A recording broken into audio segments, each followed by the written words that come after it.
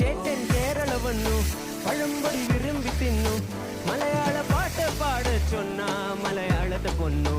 தங்கச்சி தமிழுக்கு வாமா சந்தத்துல சேர்ந்துக்கோமா பரோட்டா சாலு நான் வாங்கி தாரேன்